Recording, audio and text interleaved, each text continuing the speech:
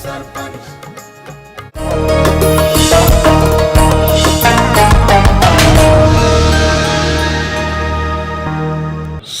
و صلاۃ و تقویٰ قرآن کی فضیلت، صوم و صلاۃ و تقویٰ قرآن کی فضیلت۔ ناظرین السلام علیکم۔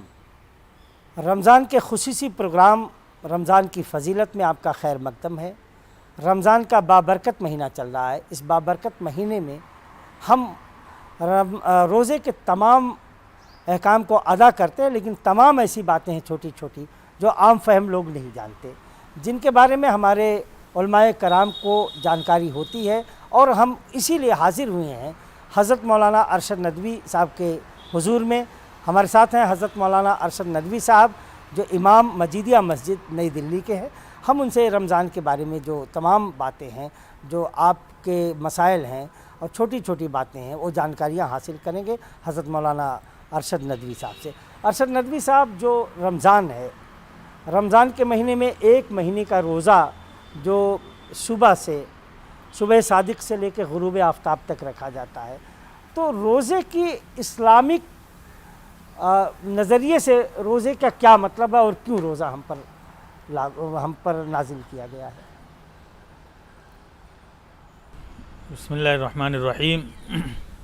سب سے پہلی چیز یہ ہے کہ اللہ رب العزت نے جو اسلام میں عبادات کو فرض کیا ہے وہ با مقصد ہے، اور اسلام کی کوئی بھی چیز انسان کے سامنے جو رکھی گئی ہے وہ بے مقصد نہیں ہے۔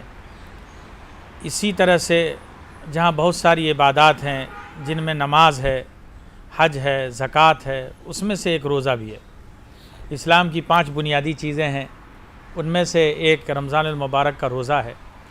لیکن روزے کا جو تصور ہے اسلام میں، اللہ رب العزت اس کے ذریعے سے تمام انسانوں کے سامنے میں ایک پیغام دینا چاہتا ہے، اور وہ پیغام یہ ہے کہ انسان کی اپنی اپنی عادتیں ہوا کرتی ہیں، لیکن اللہ رب العزت کا جو حکم ہوتا ہے وہ ایک الگ چیز ہے۔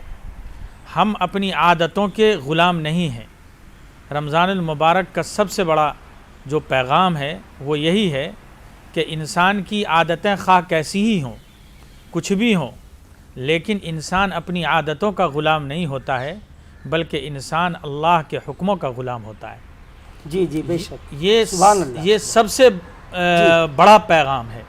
اب آپ یہ دیکھ لیجئے کہ کل جب تک ابھی رمضان المبارک کا چاند نظر نہیں آیا تھا، اس سے پہلے ہماری عادتیں کیا تھی؟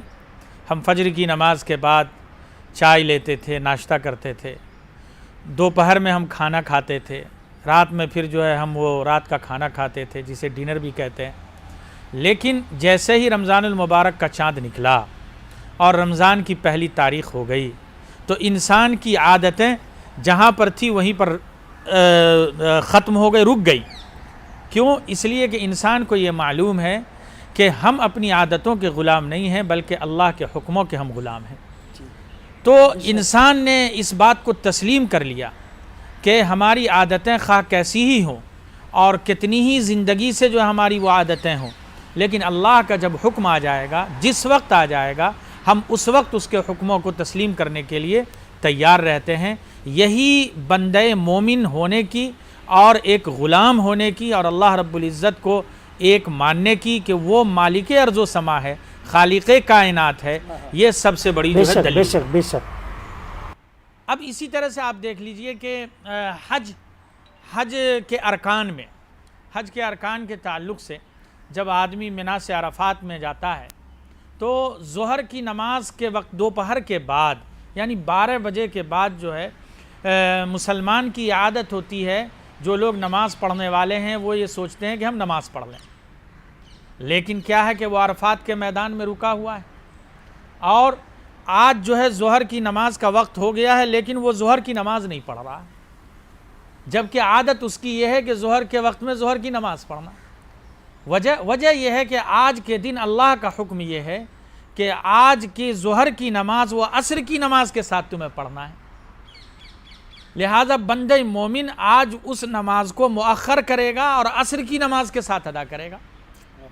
ایسے ہی مغرب کے وقت میں مغرب کی نماز کا حکم ہے، لیکن آج مغرب کی نماز کو بندہ مومن مؤخر کرے گا، عشاء کے ساتھ ملا کر کے پڑھے گا۔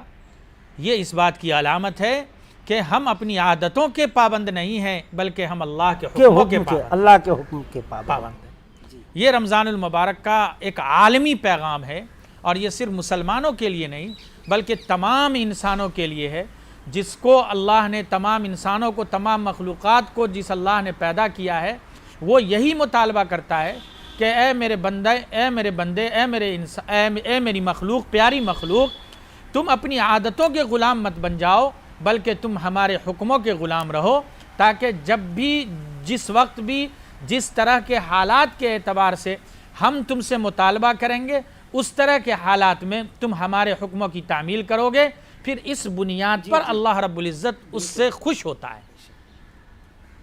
ایک شاعر تھے کنور مہندر سنگھ بیدی، انہوں نے کہا تھا کہ عشق ہو جائے کسی سے کوئی چارہ تو نہیں، صرف مسلم کا محمد پہ اجارہ تو نہیں، اس ضرورت وقت کی۔ کیا ایک غیر مسلم اگر روزہ رکھتا ہے تو کیا اللہ تعالیٰ اسے اس کا اجر دیں گے، اس کا ثواب دیں گے؟ ظاہر ہے کہ وہ بھی اللہ کی مخلوقات میں سے ہے، اور اس کو یہ معلوم ہے کہ ہم جو ہے کیا کہتے ہیں، اس مہینے میں، رمضان کے مہینے میں جب ہم روزہ رکھیں گے تو ظاہر سی بات ہے وہ ہمیں جو ثواب دے گا۔ اور آپ کو معلوم ہونا چاہیے کہ اللہ رب العزت کسی مزدور کی مزدوری کو ضائع نہیں کرتا ہے، بے شک وہ ہر کسی کی محنت کا وہ بدلہ جو ہے دیتا ہے۔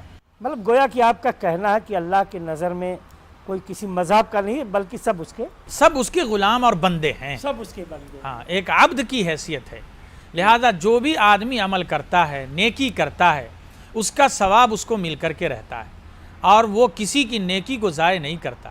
ایسا نہیں ہے کہ مسلمان نے کیا ہے تو اس کو جو ہے ثواب دے رہا ہے، اور اگر کوئی غیر مسلم بھائی ہے وہ اگر کرے گا تو اس کو جو ہے وہ ثواب یا اجر نہیں دے گا۔ نہیں، نوازنے والی وہ ذات ہے، وہ تو مخلوق خدا کی خدمت کو ہی پسند کرتا ہے، اور اپنے اس کے سامنے میں جو جھک جاتا ہے اس کو سب سے زیادہ وہ پیار کرتا ہے۔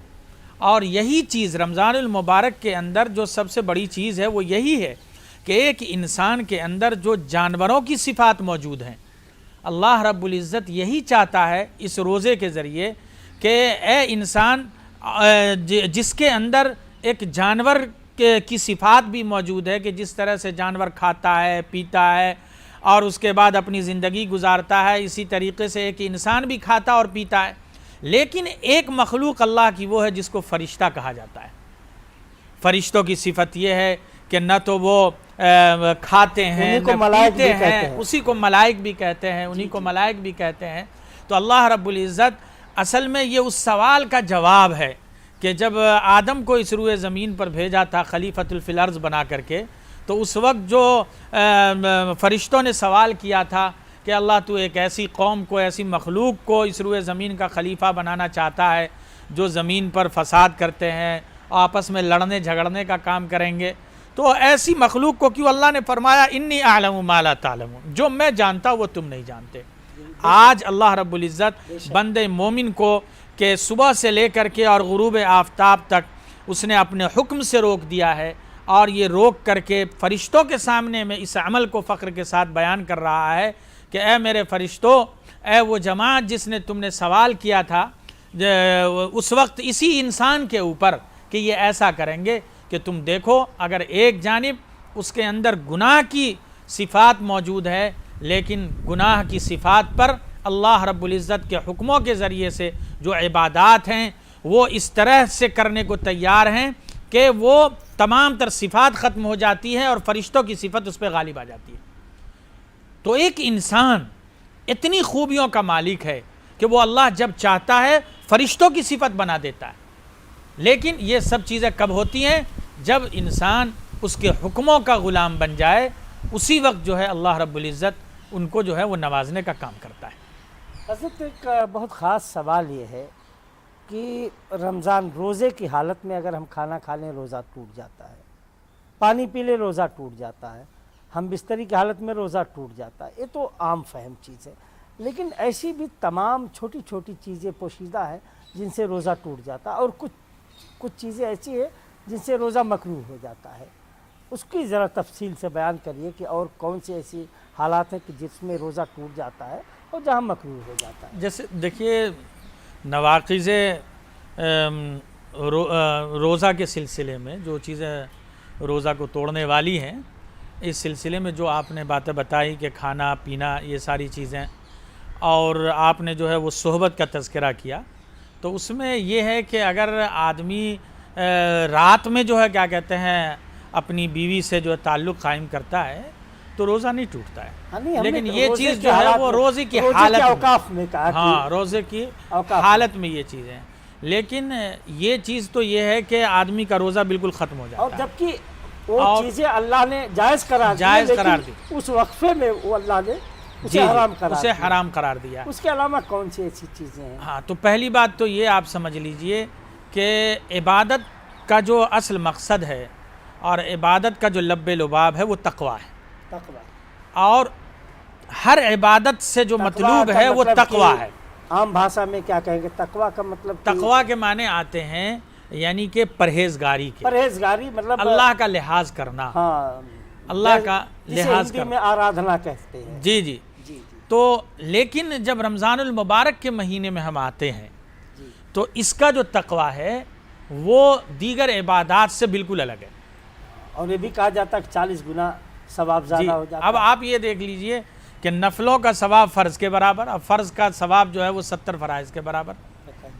تو اس کی وجہ کیا ہے؟ اس کی وجہ یہ ہے کہ تقویٰ یہ ہے کہ اگر آپ جا رہے ہیں اور راستے میں اگر کوئی تکلیف دہ چیز اگر آپ کو نظر آتی ہے تو آپ اسے ہٹائیں. جیسے پتھر راستے، جیسے پتھر ہے یا کانٹا ہے یا کوئی بھی آدمی سامنے کے گڈھے میں اگر گرنے والا ہے اور آپ اسے دیکھ رہے ہیں تو آپ کی ذمہ داری ہے کہ آپ اس کو بچائیں، سنبھالیں. گویا کہ اچھائی کا حکم کرنا، برائی سے تمام سماج کو روکنا، یہ جو ہے تقویٰ کی بنیادی چیز ہے. لیکن رمضان المبارک کے اندر اللہ رب العزت نے جہاں ایک جانب حرام چیزوں سے، گناہوں سے بچنے کو تقویٰ کہا گیا ہے، لیکن رمضان المبارک کے مہینے میں حلال چیزوں سے رکنے کا نام بھی تقویٰ ہے. جس کو اللہ رب العزت نے حلال کیا ہے لیکن آج جو ہے چند دنوں کے لیے اس مہینے میں اللہ نے حرام قرار دیا ہے، تو بندہ مومن کی صفت یہ بن گئی ہے اور اس کی اندر یہ شان اس کی ایسی پیدا ہو گئی ہے کہ وہ ناجائز سے تو اور دنوں میں بچتا ہی بچتا ہے. اللہ اگر یہ کہہ دے کہ جائز سے بھی تمہیں بچنا ہے تو ہم اللہ کی رضا کے لیے اپنی تمام تر جائز چیزوں کو بھی چھوڑنے کے لیے تیار ہو جاتے ہیں. تو یہ ہے تقویٰ رمضان کا. اس کے بعد آپ آئیے کہ جو چیزیں آپ نے بتائی کہ کھانا کھانے سے، پانی پینے سے، اور اسی طریقے سے بیوی سے تعلق قائم کرنے سے روزے کی حالت میں، لیکن اس کے علاوہ بہت ساری ایسی چیزیں ہیں جس سے روزہ جو ہے ہمارا ضائع ہو جاتا ہے. بعض علماء کہتے ہیں کہ گالی دینے سے یا غیبت کرنے سے روزہ مکروہ ہو جاتا ہے، اس کے بارے میں کیا ہے؟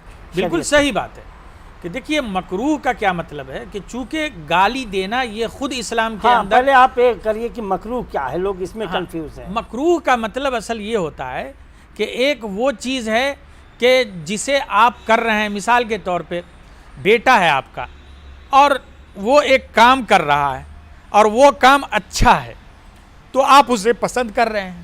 ایک وہ کام ہے مثال کے طور پہ پڑھائی کے وقت میں اگر بیٹا جو ہے آپ کا کھیل رہا ہے یا آج کے زمانے میں موبائل میں گیم دیکھ رہا ہے تو ماں باپ اور ٹیچر بھی اس کو یہ کہے گا کہ یہ بالکل ناپسندیدہ عمل ہے.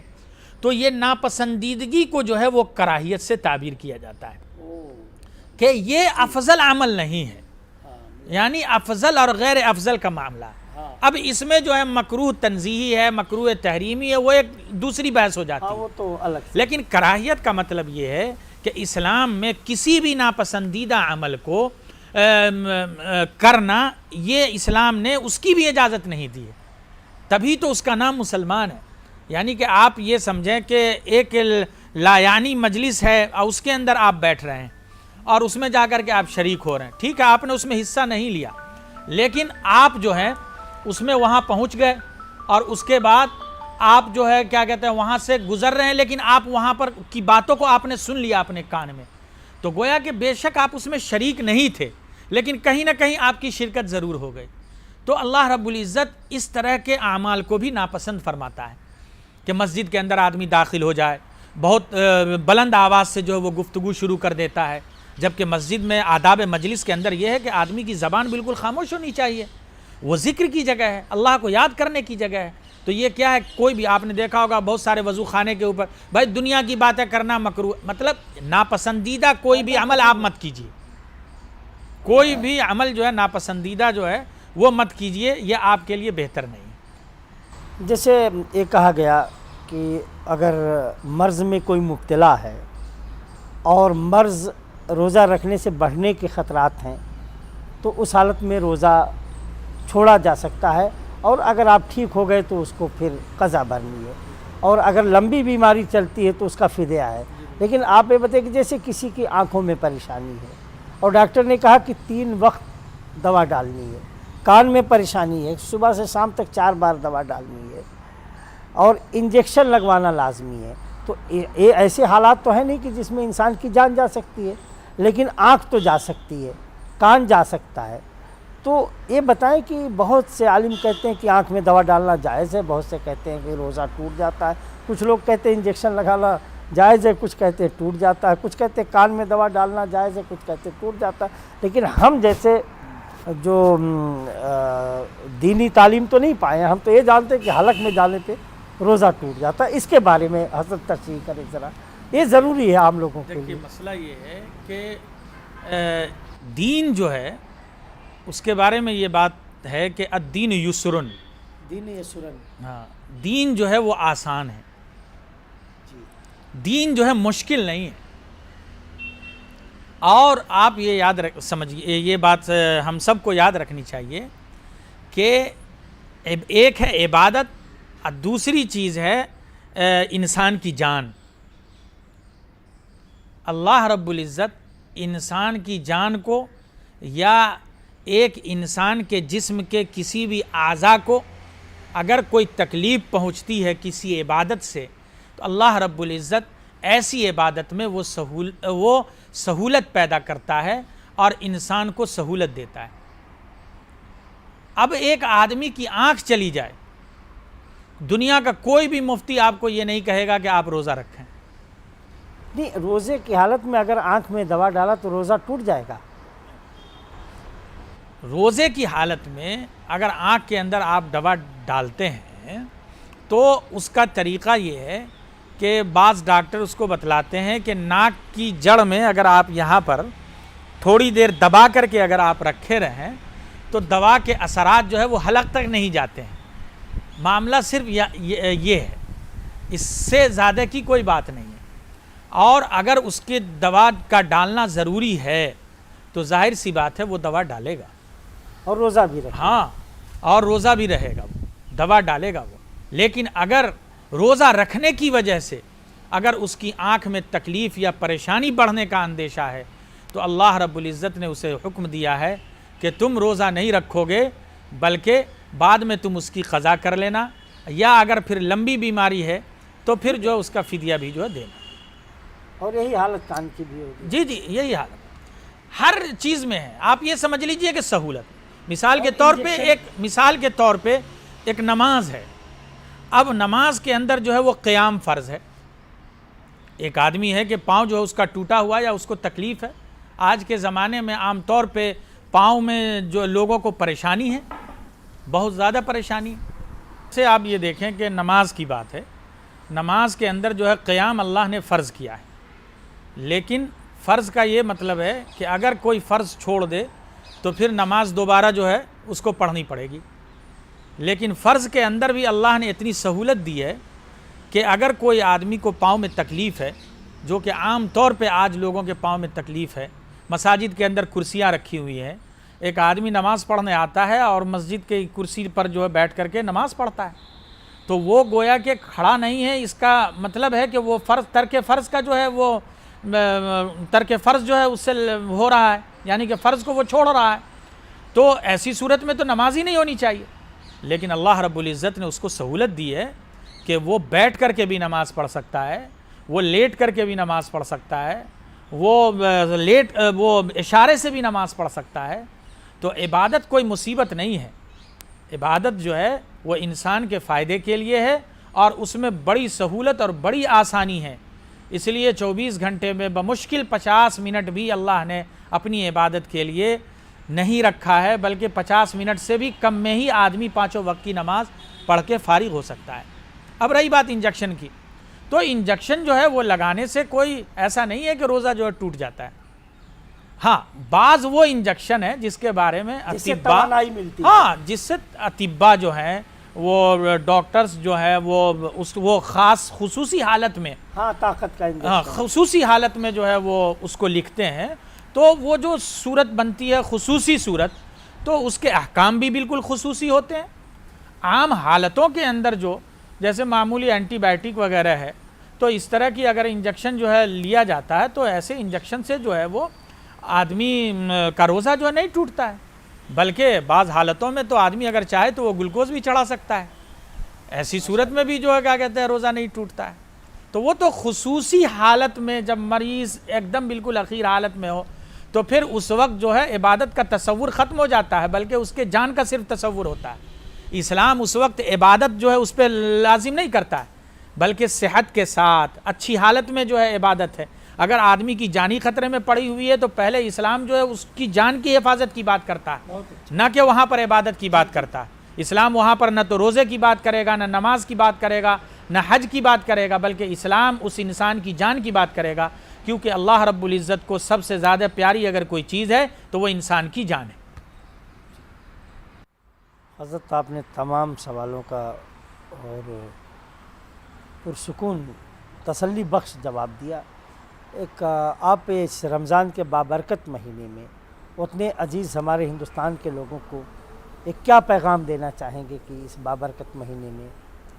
دیکھیے، رمضان کا سب سے بڑا پیغام یہ ہے کہ جب ایک آدمی روزہ رکھتا ہے تو روزہ رکھتا ہے صبح سے لے کر کے اور اس کے بعد غروب آفتاب تک۔ اب آج کل کا جو رمضان کا مہینہ ہے وہ کیا ہے، مئی اور جون کے مہینے میں آ رہا، اور شدت کی جو ہے وہ دھوپ ہوتی ہے، تمازت کے ساتھ لو باقاعدہ جو ہے چلتی رہتی ہے، حلق کے اندر آدمی کے چٹخارے آتے ہیں، بھوک بھی خوب لگتی ہے۔ لیکن کیا ہے کہ اگر آدمی یہ چاہے تو کہیں چھپ کر کے جا کر کے اور اس کے بعد جو ہے وہ بیٹھ کر کے پانی پی سکتا ہے، کہیں کسی تالاب میں ڈبکی لگا کے پانی پی سکتا ہے، لیکن اس کے ذہن میں کیا ہے کہ ایسا نہیں کرتا۔ کیوں؟ اس لیے کہ اس کو معلوم ہے کہ روزے کا تعلق دکھنے سے نہیں ہے، روزے کا تعلق اللہ رب العزت کی ذات سے ہے۔ دنیا میں کوئی دیکھے نہ دیکھے، اللہ ہمیں دیکھ رہا ہے۔ اس لیے اگر ایک آدمی کسی کونے میں جا کر کے بند کمرے میں اگر ایک گلاس پانی پی لے تو دنیا کے سامنے میں وہ اپنے آپ کو روزے دار ثابت تو کر سکتا ہے، لیکن اس کا ضمیر یہ کہے گا کہ تو نے یہ کیا کیا۔ کیوں؟ اس لیے کہ وہ اللہ ما یکون من نجوى ثلاثۃ الا هو رابعهم، 3 آدمی ہیں لیکن چوتھی ذات اللہ کی، ولا خمسۃ الا هو سادسهم، 5 آدمی ہیں لیکن چھٹی ذات اللہ کی۔ تو وہ دیکھ رہا ہے۔ تو معاملہ اس عبادت کا یہ ہے کہ اللہ رب العزت کی ذات دیکھتی ہے، اور اس وجہ سے آدمی اپنے آپ کو روکے رہتا ہے۔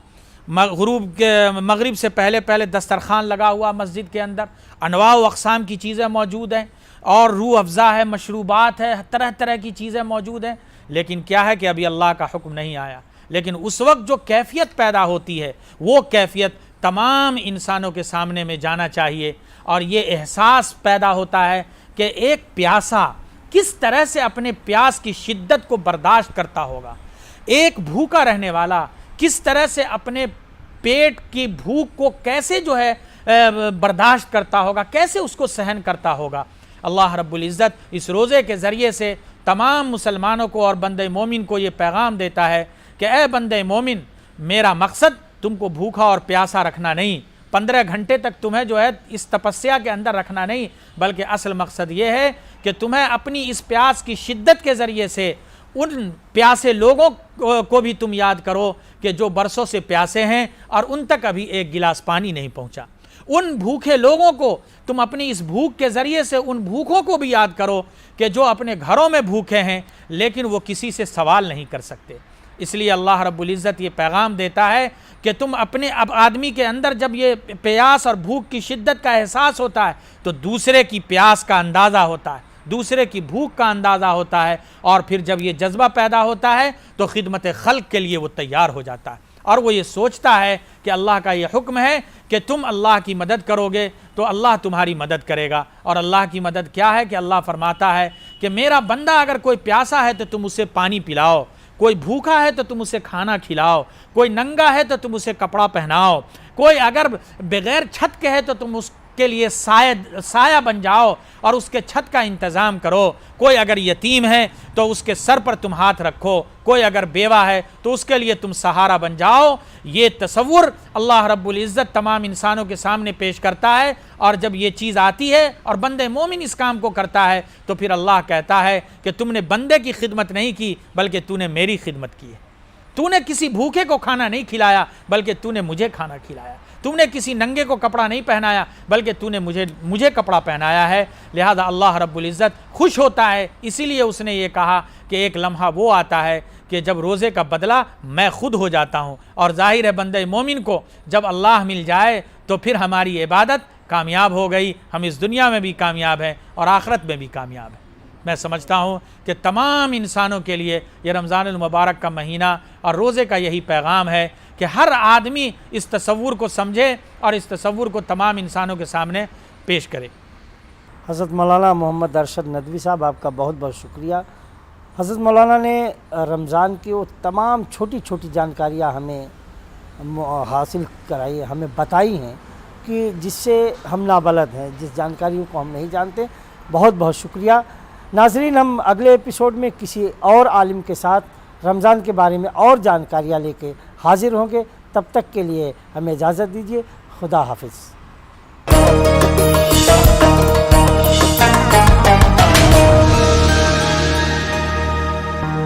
آداب، نمشکار۔